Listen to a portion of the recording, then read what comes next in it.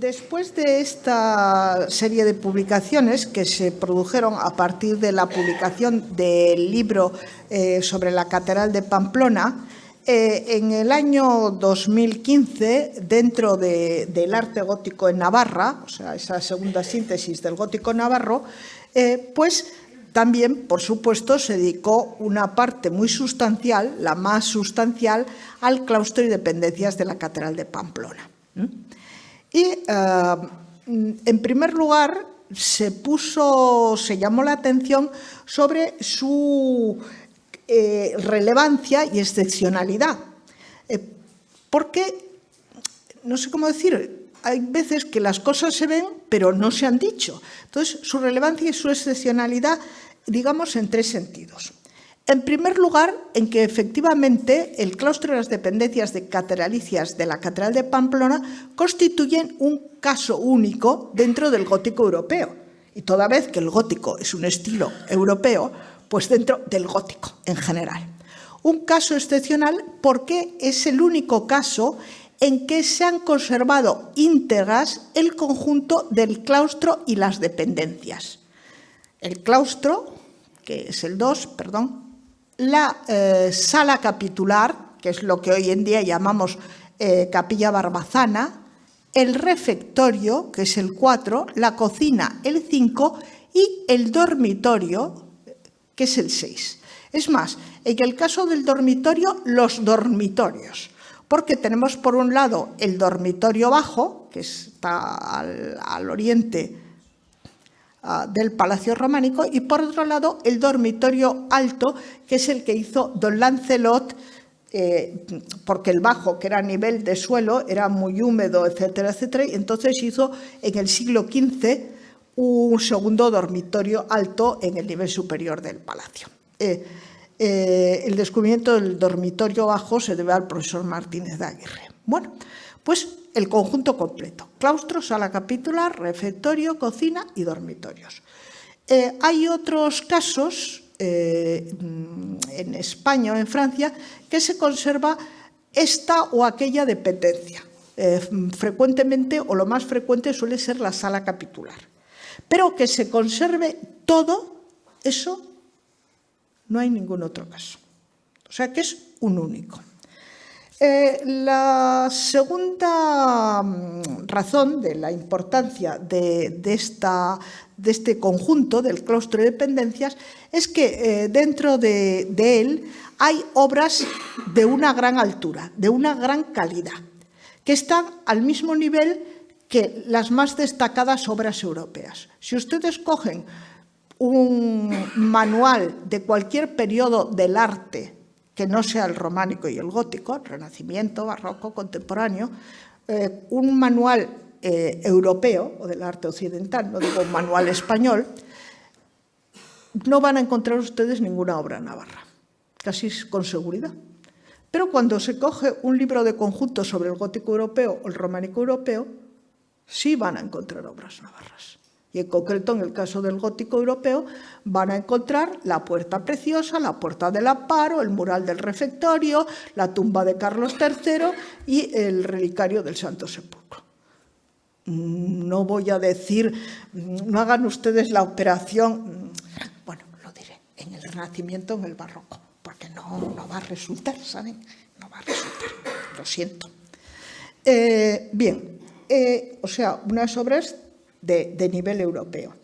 Y, en tercer lugar, porque el claustro y las dependencias de la Catedral de Pamplona fueron, digamos, la primera manifestación, creo yo, del gótico radiante en Navarra, y actuaron como un difusor de ese estilo, pero un difusor potentísimo del gótico en el resto de Navarra.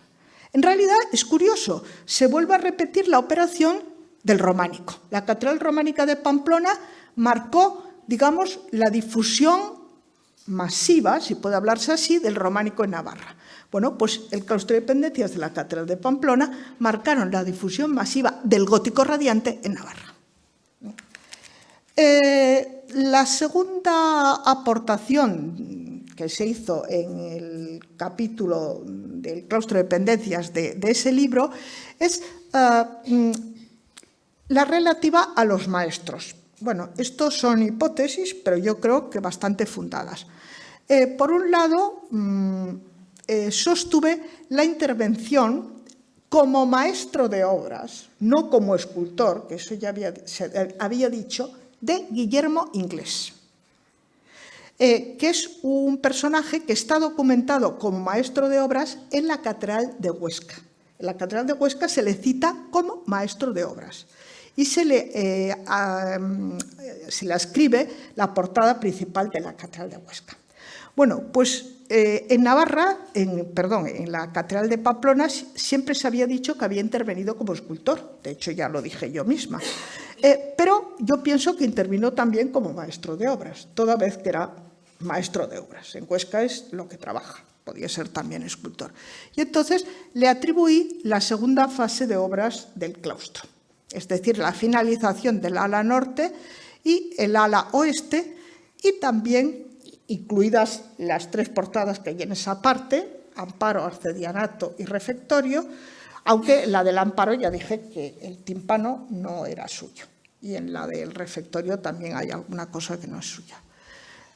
La segunda fase de obras del claustro y la parte superior de la capilla barbazana, es decir, la bóveda y este remate, que este remate actualmente tiene un aspecto un poco extraño porque originalmente el tejado iba más bajo, colocado directamente sobre la bóveda, y entonces esta galería de arquillos destacaba sobre el tejado. Bien, pues esto es lo que yo vinculé a Guillermo Inglés, porque me pareció que existían similitudes entre estas obras catedralicias y la portada de Huesca. No solamente en el terreno de la escultura, que eso ya se había visto, sino en el terreno de la arquitectura. Por ejemplo, el caso de los doseles. Ciertamente esto también lo había apuntado Uranga Íñiguez. Tanto la puerta del amparo de la Catedral de Pamplona como la puerta principal de la Catedral de Huesca tienen unos doseles impresionantes. Bueno, doseles hay a patadas. Hombre, sí, claro. Y vayan ustedes también a mirar el dosel de la Epifanía de Perut. Normalmente son mucho más sencillos. Si esto lo miráramos por debajo, veríamos que es la reproducción a escala de la cabecera de una catedral, de un edificio gótico, con capillas radiales, girola y todo lo demás. Lo cual resulta, por cierto, muy propio de un arquitecto. Los demás hacen un dosel que es una bóveda, bueno, pues de terceletes o de nervios y fuera. Una microarquitectura, esto es raro. Entonces, por eso pienso esta cuestión. Y también, bueno, pues he sostenido que Guillermo Inglés pues debía de proceder de Inglaterra. El caso es que Uranga y Íñiguez también dijeron esto, pero por desgracia yo creo que los paralelos que buscaron con Inglaterra no funcionaban. Entonces, esta teoría cayó en el mayor descrédito. Sin embargo, me parece, primero, seamos, bueno, lógicos. Un señor que se llama Guillermo Inglés, hombre, no va a venir de Sevilla, la verdad sea dicha, digo yo. Entonces, por un lado, en las partes del claustro de dependencias que yo atribuyo a Inglés, como puede ser la bóveda de la Barbazana, yo la vinculo a las bóvedas de las salas capitulares inglesas. Ambos casos son bóvedas de terceletes, que en Francia, pues sí existen, pero no tan complicadas. Se ha dicho, hay un dibujo en el tratado de Villard-Donecourt que pudo haber servido de puente de inspiración. Un gran especialista en ese tratado, como Roland Beckmann, se ha dado cuenta que el dibujo de Villard-Donecourt se interpreta muchas veces de una manera abusiva. Si se interpreta literalmente, se coge el dibujo de Villard-Donecourt y se compara con esto, no es lo mismo. Esto tiene mucho más parecido con Inglaterra que con el dibujo de Villard-Donecourt. Otro artista cuyo nombre se dio por primera vez en esa publicación, otro maestro de obras, Arnald de Puigvillers. Arnal de Puigvillers aparece citado en un documento de 1342 como maestro. No se dice que fuera maestro de obras de la Catedral de Pamplona, pero el documento en que aparece Arnal de Puigvillers es un documento en que el maestro mayor de la Catedral de Obras de Pamplona, un tal Juan Torteu, va a Estella y se dice, y va acompañado de tal, tal y tal. Y se dice, y va acompañado de Joan de Puigvillers, hijo del maestro Arnal que fue. Es decir, que Joan de Puigvillers era hijo de otro maestro de obras, porque en la Edad Media saben cómo funcionan las cosas.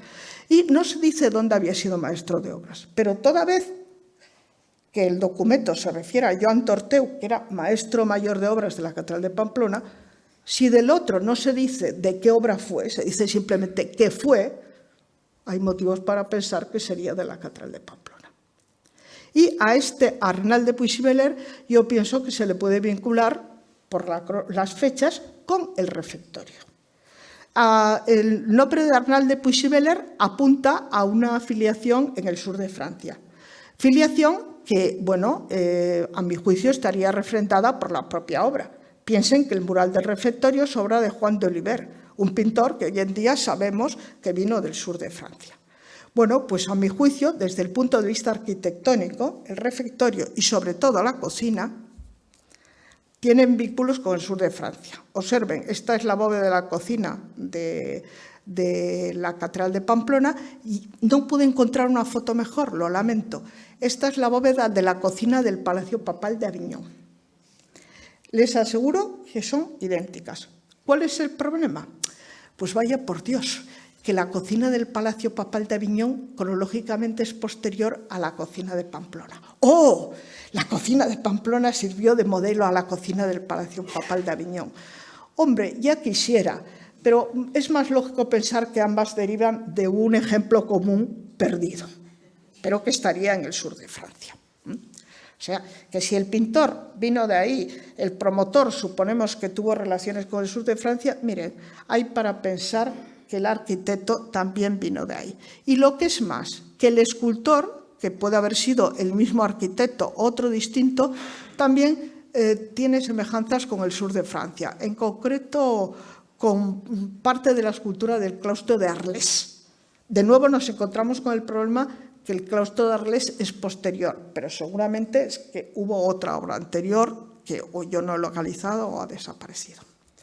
Bueno, entonces con esto damos por terminada el pesado asunto del claustro de dependencias de la Catedral de Pamplona y pasamos al segundo bloque, que es la arquitectura al margen del claustro de dependencias de la Catedral de Pamplona, básicamente arquitectura parroquial. Y tal como les dije al hablar del gótico clásico, a partir del gótico clásico, el modelo que se impone en la arquitectura parroquial y en la arquitectura eclesiástica en general es el modelo de la nave única, que ahora va a ser el mayoritario. Por milagro vamos a encontrar algún caso de iglesia de 3 naves en Viena, muy espectacular, ciertamente, pero pues un par de casos, Santa María y San Pedro de Viana. El resto de las iglesias navarras que se construyen en este momento son de nave única.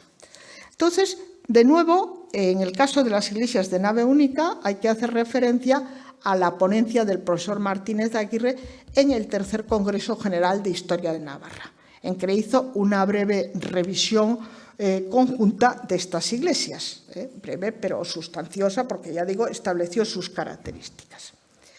Entonces, a partir de ahí, a partir de esa publicación, el congreso fue en el año 94 y la publicación en el año 98, aunque como se publicó en CD-ROM, pues es muy poco conocido, por desgracia. Bueno, pues a partir de ahí se hicieron estudios monográficos de algunas de estas iglesias. Concretamente, el propio profesor Martínez de Aguirre, en la monografía dedicada a Ujue, a raíz de su restauración, estudió Ujue, la nave única de Ujue. Por un lado, la valoró como la empresa más ambiciosa de las derivadas de la obra catedralicia y de San Saturno de Pamplona, Y, por otro lado, hizo un análisis muy perspicaz mostrando que, aunque esta iglesia sigue esa tipología tan común de la nave única, presenta luego una serie de particularidades que la apartan del modelo estándar y que él explica, yo creo que muy bien, por los condicionantes. Condicionantes como, por ejemplo, la topografía del terreno, que era una plataforma que tenía una determinada extensión, por las especificidades cultuales.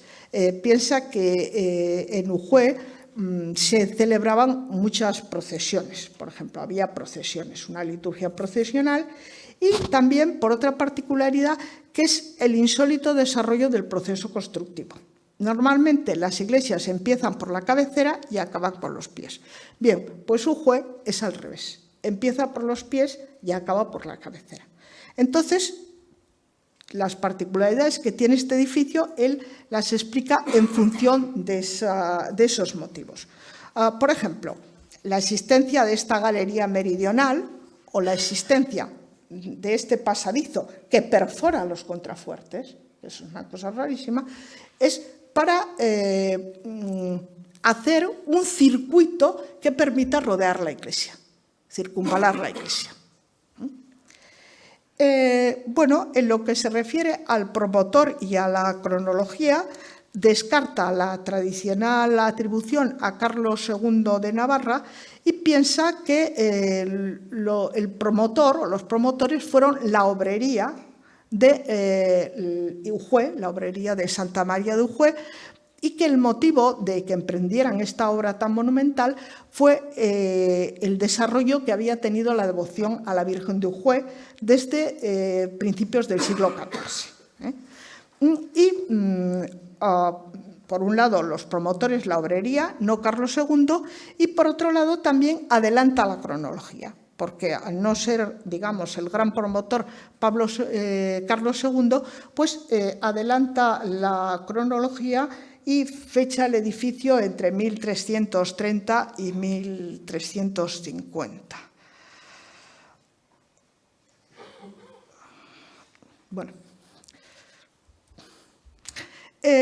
Con todo, la mayor parte de las monografías sobre las iglesias de nave única se deben más bien al profesor Martínez Álava, que pues realizó una, por ejemplo, sobre San Salvador de Sangüesa, otra sobre San Zoilo de Cáseda, pero la más interesante, otra sobre la parroquial de Ororbia, que son todo iglesias de nave única. Pero la más interesante fue la que dedicó a San Saturnino de Pamplona. Entonces, toda esta experiencia suya, más la del profesor Martínez de Aguirre para el caso de Ujue, él la vuelca en el capítulo correspondiente del arte gótico en Navarra. Y entonces ahí analiza esos ejemplos de nave única con un hilo conductor muy claro. Comienza con lo que son los grandes ejemplos, los ejemplos monumentales, que serían precisamente Ujue y San Saturnino de Pamplona, del cual destaca la extraordinaria complejidad de la cabecera, que tiene más que motivos para destacar. La complejidad de la cabecera, que es además muy novedosa, muy innovadora, muy original. Las coincidencias con el claustro catedralicio, concretamente el empleo de fajones con doble baquetón en el frente, y, en tercer lugar, la utilización de las bóvedas espartitas, que para esta época eran francamente arcaizantes, porque en Francia se habían utilizado en la segunda mitad del XII, por ejemplo. También las hay en Roncesvalles, pero a principios del XIII. Entonces, para esta época, para el XIV entrado, pues es un poco, también podría ser el fin del XIII. O sea, pero en cualquier caso eran arcaizantes. Y él piensa que esto es por razones prácticas, porque inicialmente esta iglesia quizá tuvo una cubierta de madera doble vertiente sobre arcos diafragmas y luego después cambiaron a este tipo de bóveda que la bóveda sespartita era más adaptable, era más fácil de adaptar a unos tramos muy estrechos e irregulares. Aquí la cuatripartita hubiera funcionado peor.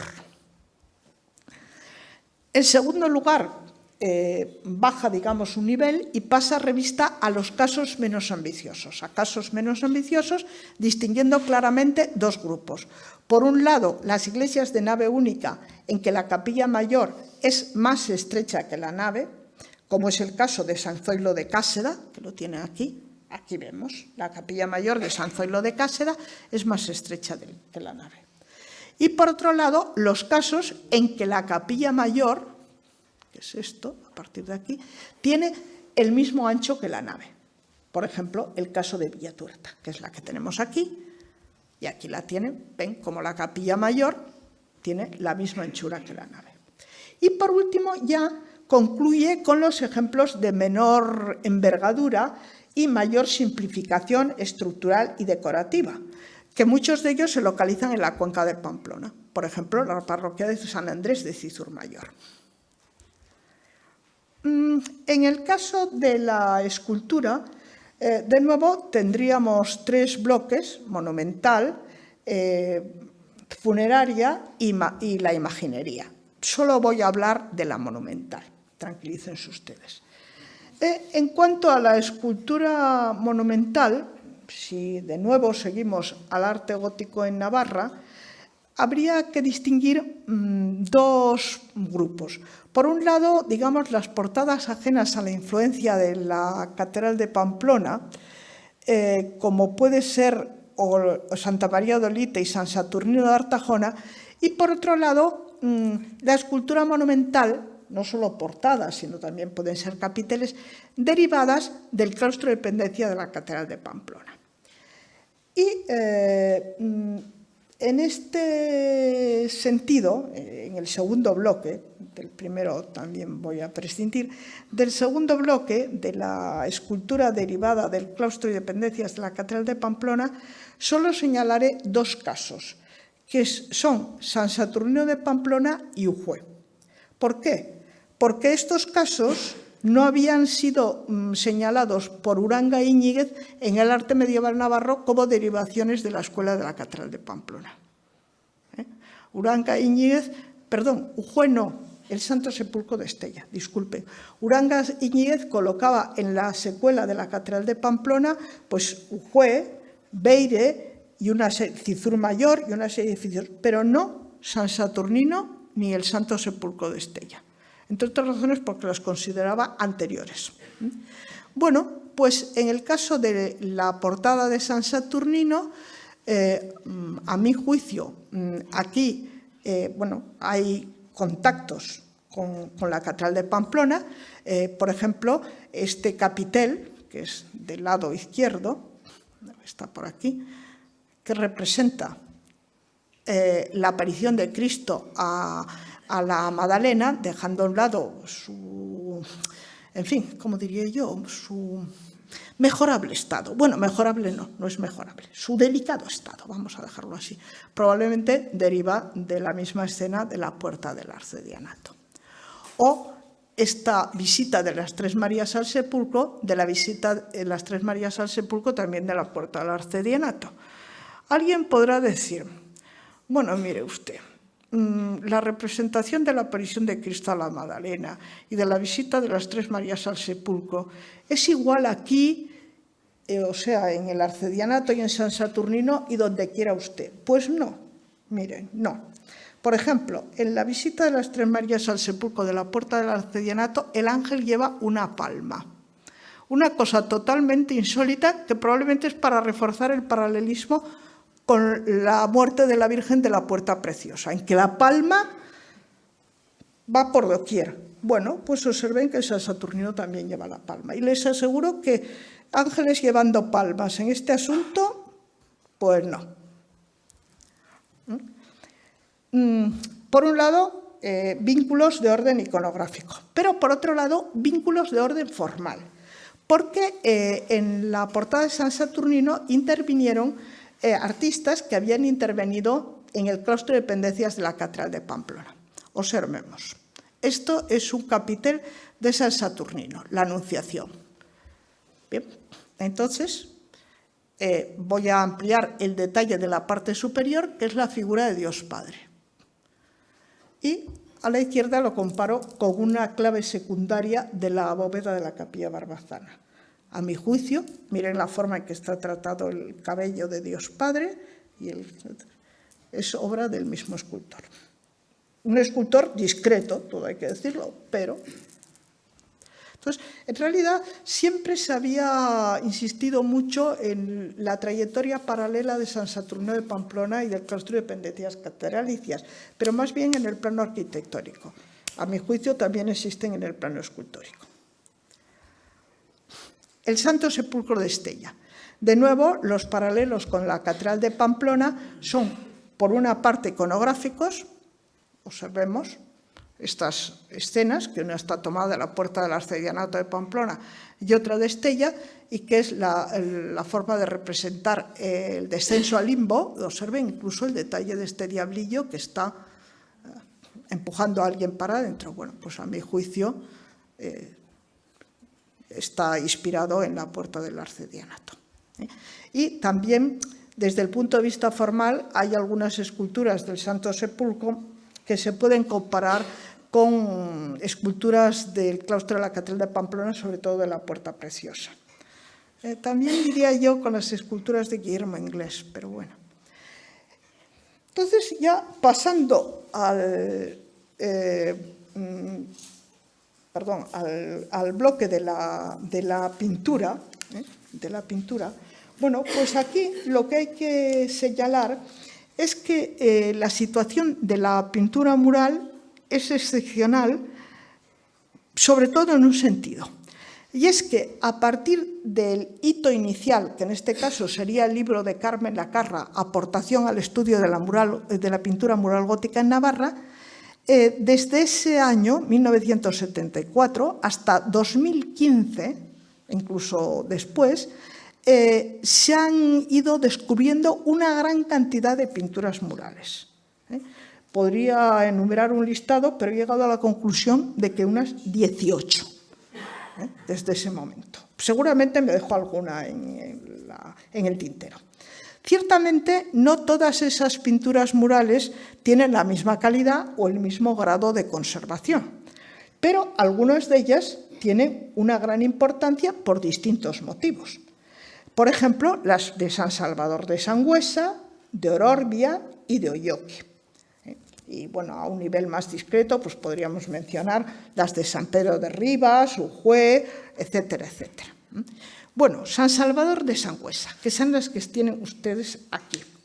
Pues las pinturas de San Salvador de Sangüesa fueron analizadas por primera vez con cierto detalle en un artículo que el profesor Martínez Álava consagró a la iglesia parroquial de San Salvador de Sangüesa.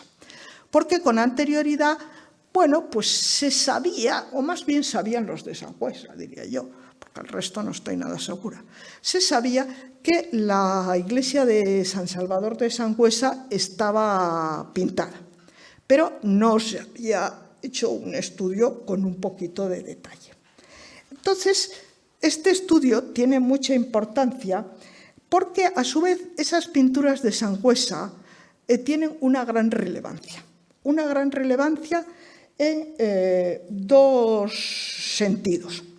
Por un lado, es el conjunto más amplio de pinturas góticas que conservamos en Navarra, porque a juzgar por las catas que se han hecho, en este caso la pintura cubría toda la iglesia. En la mayor parte de los casos que hemos conservado restos de pinturas murales, corresponden a la cabecera. En Sangüesa parece que toda la iglesia estaba pintada. Estaba y está, porque debajo del encalado actual están esas pinturas. O sea, es un caso excepcional. Y además están conservadas in situ. No se han arrancado del soporte. Es por eso por lo que animo vivamente a que se lleve a cabo una restauración de la iglesia de San Salvador de Sangüesa y se saquen esas pinturas a la luz. O sea, tenemos un caso excepcional y único. Yo ya comprendo que hay muchas necesidades, etcétera, etcétera. Pero lo mismo que en su día dije lo del claustro, ahora digo esto. Con lo cual, claro, más de uno dirá, esta maldita mujer, ¿por qué no se morirá de una vez? Se callará la boca. Bueno, en fin, a lo que vamos. La parte de las pinturas que han sido descubiertas, lo de descubiertas entre comillas, porque ocurre que están detrás del retablo mayor y entonces para ver aquello pues hay que hacer unos tours de force. Bueno, por supuesto, los alérgicos a las arañas y tal, no vayan porque no. Entonces, la parte que se ha descubierto que está detrás del retablo mayor, pues está como dividida en 3 registros. En el registro superior hay un juicio final que tiene además el gran interés de que el juez no es Cristo, el Cristo de las llagas, como es normal, sino que es la Trinidad Trono de Gracia, que por otra parte cada vez más confirmamos que esta iconografía de la Trinidad Trono de Gracia es muy típica y muy difundida en Navarra. En pocos lugares hay tantas trinidades, tantas, pues son 5. Por Dios, qué exagerada. Ay, muy bien, en el resto de España no hay las 5, eso nada. Por ejemplo, pues está en el mural del árbol de Jesé, en la portada de San Saturnino de Pamplona, en la escultura de la Trinidad de Ergan-Aguinaga y ahora aquí.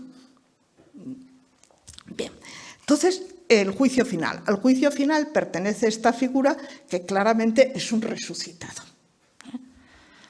En el segundo registro hay un interesante repertorio de 3 armerías, es decir, de 3 escudos repetidos. Observen, efectivamente se repiten, pero solo hay, al menos en la parte descubierta, 3 armerías que el profesor Martínez Álava más o menos ha identificado, pero seguro el profesor Martínez Aguirre podría decirnos más. Y en el tercer registro parece que había un ciclo de la infancia de Cristo, por lo menos aquí está claro que esto es una escena de la matanza de los inocentes. Ahora a saber lo que habría o lo que hay en el resto de la Iglesia. Martínez Álava también llegó a la conclusión de que todas estas pinturas eran obra del mismo autor, porque formalmente se parecen mucho y por lo tanto habían sido hechas en un único impulso, digamos. En el caso de las pinturas de Ujue, su interés radica sobre todo en la excepcional iconografía y en los datos que proporciona. La excepcional iconografía. Bueno, pues por un lado se ha representado la Virgen con el niño, flanqueada por 2 donantes. Les aseguro que los 2 donantes están aquí, de uno de ellos se conserva un poco y la filacteria, el otro suponemos por simetría. Y encima de los 2 donantes, los 2 escudos correspondientes que son de la familia López de Gurrea, por lo cual se supone que son 2 abades de Monte Aragón, iglesia de la que dependía Ujue, que pertenecían a esta familia, que son Jimeno y Pedro López de Gurrea, bueno, por la cronología y tal. Entonces, bueno, pero a ver, una virgen con niño flanqueada por 2 donantes y 2 escudos, ¿pero qué tiene eso de excepcional? ¡Qué tonterías! Bueno, y el otro tema es el encuentro de los 3 vivos y los 3 muertos, que es un tema que está basado en un texto literario, L'Edit de Trois Morts y de Trois Vifs, de origen francés, que lo que relata es cómo 3 caballeros se encuentran con 3 muertos en un diferente estado. Es decir, hay un muerto reciente, un cadáver en descomposición y el último es un esqueleto. Y entonces los 3 muertos se dirigen a los 3 vivos y les recuerdan la fragilidad de la vida humana y la conveniencia de prepararse para el más allá. El asunto viene a ser algo así como vosotros sois, nosotros fuimos, y como nosotros somos, vosotros seréis. Un tema evidentemente macabro, y hay que decir que en el arte gótico español la temática macabra no es muy frecuente, aunque la profesora español ha descubierto que hay más, pero aún así así como en Francia o en Italia hay muchísimos encuentros de los vivos y los muertos, en el caso español hay muy pocos, no sé si son 4 o 5, y el de Ujue pues viene a sumarse a ellos. Desgraciadamente solo conservamos la parte de los 3 vivos. Alguien podría decir, oiga, esto no será el viaje de los 3 Reyes Magos. ¡Ay, no! Para empezar, este sujeto está poniendo las manos y tal, incluso el caballo, si lo viéramos, está espantado por lo que ve, que son los 3 muertos. La Virgen con el niño, lo dicho. Bueno, pero ¿qué tiene de particular una Virgen con el niño? ¿No tiene nada de particular? Hombre, pues sí, tiene de particular el atributo que lleva el niño. El niño suele llevar pues un pajarito, una florecilla. Lo que lleva aquí el niño, dice, ¡oh, lleva un murciélago! No, no es un murciélago, eso sería espantoso. Es una mariposa. Observen que tiene incluso los ojos de las alas. Bueno, pues la mariposa, entre otras cosas, muy adecuadamente, es símbolo de lo efímero de la vida humana. Una cosa que resulta muy adecuada, tanto esta pintura como el encuentro de los 3 vivos y los 3 muertos, si tenemos en cuenta que en esa parte de la iglesia, justo debajo en el sotacoro, había una capilla funeraria. Quizá también haya que poner estas pinturas en relación con las mortandades de la peste negra, porque a partir de ese momento los temas macabros, pues digamos que se pusieron de moda. Por otro lado, los datos. Bueno, pues la presencia de los 2 donantes y los 2 escudos, que han sido identificados como escudos de la familia López de Gurrea, bueno, pues ha permitido identificar a estos 2 donantes, por esos 2 señores que fueron abades de Montearagón, y por lo tanto de rechazo pues nos dan una cronología para estas pinturas.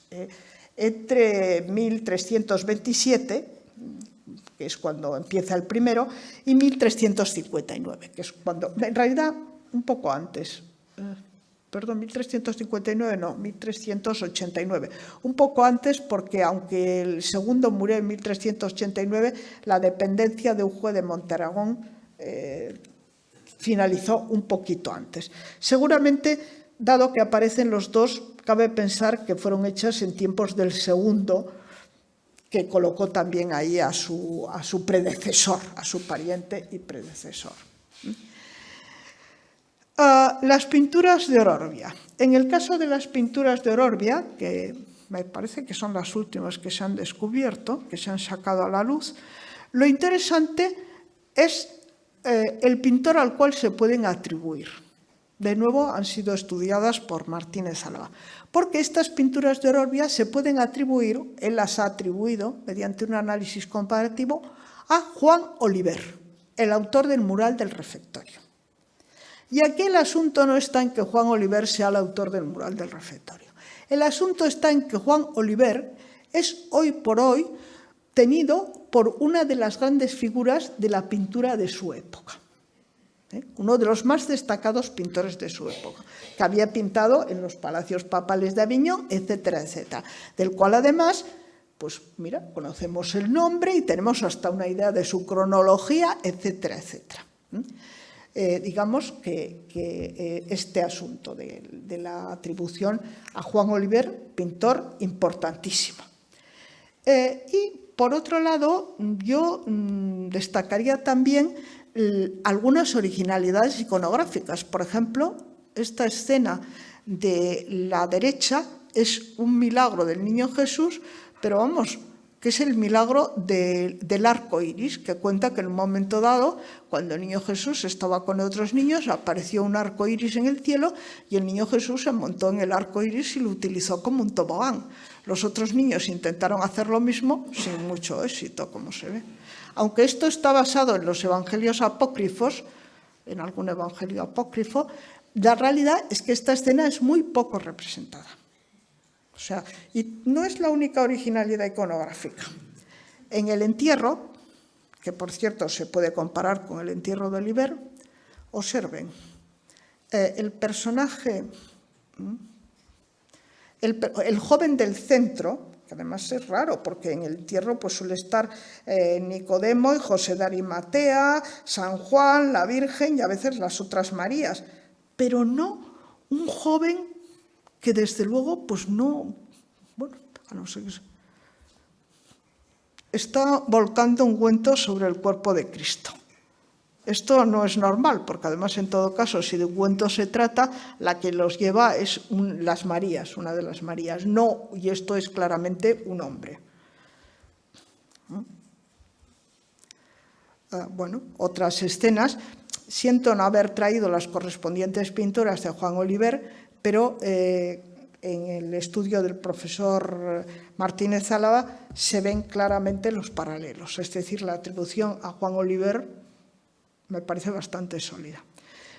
Por otro lado, como estas pinturas, al contrario que el mural, se conservan in situ, no solamente se ha podido estudiar la iconografía y el estilo, sino también la técnica y los componentes, los materiales pictóricos, lo cual es una cuestión muy interesante. Bueno, y en fin, yo creo que me van a perdonar. Íbamos a abordar el tercer apartado, el cuarto ya había prescindido de él, que es el estilo internacional y la influencia borgoñona, es decir, los reinados de Carlos III y Blanca. Pero voy a hacer un mero pase de diapositivas, ustedes se deleitan y luego preguntan lo que quiera, en el caso de la arquitectura civil, al profesor Martínez Aguirre, que les sabrá decir mucho mejor que yo. Y pues en el caso de esto es el Palacio de Olite, una obra extraordinaria, y luego el autor de el gran investigador de esta arquitectura, tanto del Palacio de Olite como de la arquitectura civil de esta época, ha sido él mismo, que la ha estudiado magníficamente, y remito a sus, luego si quieren, pueden preguntarme, les digo qué artículos y tal, y qué libros. Por ejemplo, su tesis doctoral, Arte y Arquitectura en Navarra, aunque él podrá decirles más. Tiene también un artículo muy interesante en que habla de la influencia de la literatura caballeresca, en concreto de don Lancelot de Lago, sobre el castillo. Es una cosa muy apasionante.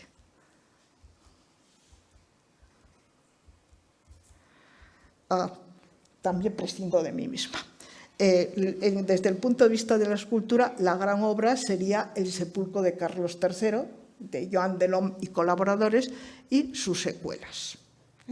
En este caso, lo que he hecho yo fundamentalmente en algún artículo y tal es, por un lado, en contra, en cierto modo, de lo que había sostenido Hanke, que fue el gran estudioso de Delhomme, decir que Delhomme que sí había conocido las tumbas ducales borgoñonas y que incluso quizá había sido contratado por Carlos III en Dijon, en el curso de su tercer y último viaje.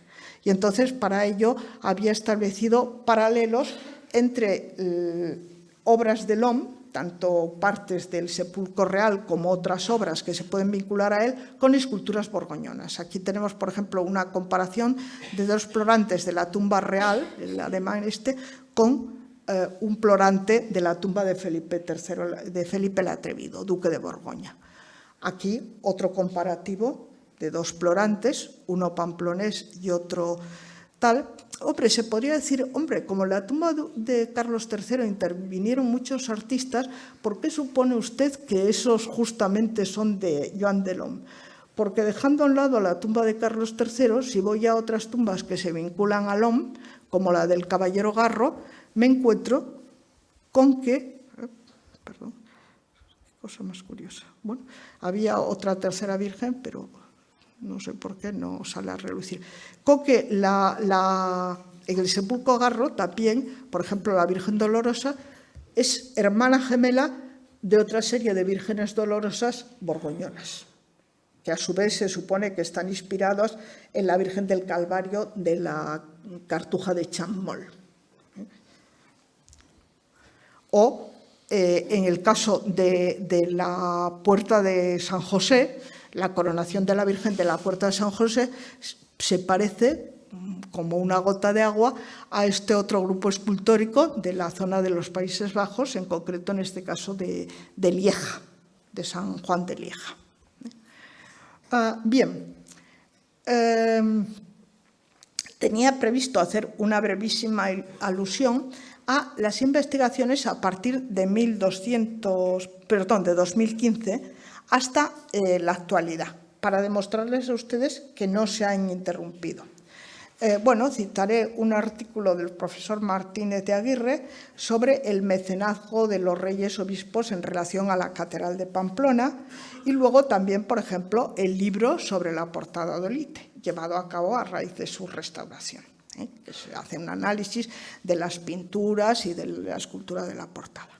Pero quiero terminar, gran alivio, indicándoles que la investigación y los descubrimientos no cesan. Esto pertenece a una publicación que está en prensa. Como saben ustedes, el sobreclaustro, o si prefieren ustedes el claustro, a mí me da igual, de la Catedral de Pamplona, los gabletes de las alas oeste y norte estaban rematados por un escudo. Vamos a ver si... por un escudo, los gabletes, y también el escudo se encontraba en este pilar, en el pilar del ángulo nordeste, que es el que van a ver ahora. Observen que el escudo es el mismo. Bueno, pues este escudo nos había traído a mal traer. En tiempo se dijo que era el del obispo Barbazán. Con mucho sentido común, Torres Balbás dijo que eso era imposible porque las tracerías de este gablete, que está coronado por el escudo, eran de gótico tardío y, por lo tanto, muy posteriores a Barbazán. Entonces, Goñiga Tambide dijo, no, este es el escudo de Fray Pedro de Veraiz, confesor de la reina Doña Blanca y obispo titular de Tiro. Pero, claro, también con mucha razón se dijo, bueno, ¿y por qué razón Fray Pedro de Veraiz, que era un franciscano, en lugar de ponerse a hacer obras en un convento franciscano, fue a hacer obras en la Catedral de Pamplona? Bueno, pues sí, parecía, y vamos, yo también me lo creí. Pues este aquí, que de repente aparece un documento, no recuerdo ahora la fecha exacta, me parece que 1459, en que el gobernador del reino, en nombre del príncipe de Viana, don Juan de Beaumont, ordena que se que se embarguen los bienes de los deudores del difunto Fray Pedro de Veraiz para pagar a un mercader para compensarle de los gastos que había hecho en la construcción del sobreclaustro. Es decir, que Fray Pedro de Veraiz, por orden del difunto Fray Pedro de Veraiz, Fray Pedro de Veraiz financió la construcción del sobreclaustro. Lo que no estoy yo muy segura es si solo de los antepechos y los gabletes o de lo que es el sobreclaustro en sí. Mi opinión es que quizás solo de los antepechos y los gabletes. Entonces, este es el escudo de Fray Pedro de Veraiz. Claro, un especialista en heráldica dirá inmediatamente, oiga, perdone, los escudos de los Veraiz del libro de armería del Reino de Navarra no se parecen a eso en absoluto. Cierto, muy cierto. Como que Fray Pedro de Veraiz lo que hizo fue, en lugar de emplear las armas familiares, hacer una estilización del palio arzobispal, porque él era arzobispo, no sé si he dicho por error, arzobispo titular de Tiro. Entonces, eso es una estilización del palio arzobispal. Eso explica que no sean las armas de... Pero esto, el propio profesor Martínez de Aguirre señaló otros casos en que hay armas que se han, hecho empleando una estilización del palio arzobispal. Y no sería además el único caso en que una persona ha empleado unas armas, podríamos decir, de fantasía. El escudo de Sancho Sánchez de Oteiza, en la nave sur de la Catedral de Pamplona, también es una creación fantástica, podríamos decir. ¿Qué significa esto? Pues aparte de que nos ha llevado a, ya desentrañar, creo que definitivamente, de quién es este escudo y de atribuir a esas partes del sobreclaustro a Fray Pedro de Veraiz, Como quiera que este escudo está también en la puerta de la sacristía de la Catedral de Pamplona, que era un sepulcro inicialmente, y en la bóveda, en la clave de la bóveda de ese mismo tramo, eso quiere decir que Fray Pedro de Veráiz financió también esas partes. Solo queda por resolver una cosa. ¿Por qué razón un franciscano, en lugar de ir a gastar en un convento franciscano, fue a gastar en la Catedral de Pamplona? Bueno, pues yo podría decir, bueno, es que estaba muy vinculado a la reina Doña Blanca y la reina Doña Blanca. Recientemente el señor Zusa ha encontrado un documento en que se cruzan unas acusaciones entre los bandos beamontés y agramontés, y los agramonteses dicen sobre los beamonteses que, queriendo librarse del entonces obispo de Pamplona, que era un Peralta del bando contrario, propusieron la mitra pamplonesa a Fray Pedro de Veráiz, el cual la rechazó. Bueno, la habría rechazado, pero yo creo que en el fondo le quedaron muchísimas ganas de aceptarla y, de hecho, actuó exactamente igual que si hubiera sido efectivamente obispo de Pamplona. Es decir, actuó como Sancho Sánchez de Oteiza, dejando, digamos, su huella constructiva en la Catedral de Pamplona. Incluso probablemente pensó enterrarse en ese sepulcro, porque claro, cuando decíamos, oh no, estas son las armas, que no lo he dicho, del cardenal Antoniotto Gentile Pallavicini. A continuación surgió un problema terrible. El cardenal Antoniotto Gentile Pallavicini, que fue obispo de Pamplona, jamás puso sus pies aquí, ni pensó jamás ponerlos, y está enterrado en Santa María del Popolo de Roma. Entonces, claro, yo misma pensaba, Señor, una persona que jamás pensó venir aquí, ¿para qué se hizo un sepulcro aquí? Bueno, pues ahora ya sabemos que el sepulcro correspondía a alguien que sí, que se pasó la vida aquí y probablemente se murió aquí. Y con esto, pues... perdón, el futuro, muy importante. Los deberes, como diría el profesor Martínez Álava. Bueno, pues todavía quedan muchísimas cosas pendientes y seguro que cosas que yo ni siquiera intuyo. Pero por lo pronto nos queda una cosa importante, localizar al autor de este retablo y del retablo del Cristo, que son las dos piezas cumbres de la pintura tordagótica navarra, por encima del retablo de Tudela. El retablo de Tudela, de Pedro Díaz de Oviedo, es gran cosa, pero esto es de más calidad. Muy bien, sabemos quiénes fueron los donantes, Pedro Marcilla de Caparroso y su esposa, que están aquí, pero no tenemos ni idea del autor, que probablemente era extranjero. Pues nada, yo, eso.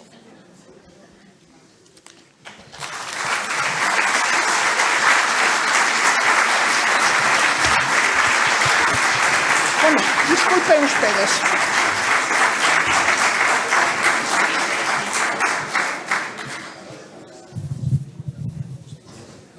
Sí, ¿hay posibilidad de alguna pregunta? Sí, sí. Pues si hay alguna pregunta en la sala, nos damos 5 minutos para terminar y si no, lo dejamos. Nos queda pendiente la historia de Aristóteles, si nos la puede contar. Pues muchas gracias. La historia es lo siguiente, que Aristóteles pues había sido preceptor de Alejandro Magno. Y entonces Alejandro Magno y el propio Aristóteles fueron personajes bastante populares en la Edad Media. Y el dichoso Ley de Aristóteles, que es un texto del siglo XIII, cuenta una anécdota rigurosamente apócrifa sobre Aristóteles y Alejandro Magno, pero que tiene una cierta base real. La base real es que efectivamente Aristóteles fue preceptor de Alejandro Magno y que Alejandro Magno era, pues, en fin, que le gustaban mucho las mujeres, las cosas claras. Entonces, lo que cuenta el Ley es que en un momento dado, pues Alejandro Magno, distraído por la señora de turno, pues había interrumpido sus campañas militares. Y entonces Aristóteles, como buen preceptor, fue a reprenderle diciendo que, hombre, que por favor, que era indigno de tan alto soberano que perdiera el tiempo en esas cosas en lugar dedicarse al otro. Bien, total, que el asunto llegó a oídos de la dama de turno, que se supone que se llamaba Campaspe, pero otras fuentes dan otros nombres. Y entonces se ve que quiso vengarse. Y fue a pasearse por debajo de la ventana de Aristóteles, según se dice, con un vestido muy desvestido y cantando y estas cosas. Total, que Aristóteles se asomó a la ventana y demoledor. O sea, bajó corriendo y le hizo una declaración en toda regla.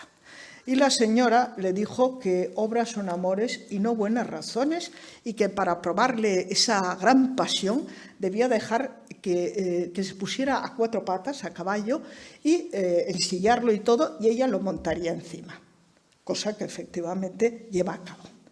Y en el ínterin no solo había hecho esto, había prevenido a Alejandro Magno, el cual, claro, por eso la cabecita que está ahí, ve la escena y, claro, va inmediatamente a reprender a su maestro diciéndole que, vamos, que ya ve que una cosa es predicar y otra dar trigo. Bueno, no dijo esto, diría algo más fino. Y entonces Aristóteles, demostrando el gran sabio que era, dijo lo siguiente: esto es para que veáis lo que son las mujeres, que si de un hombre viejo y filósofo hacen esto, de uno joven e impetuoso, ¿qué no harán?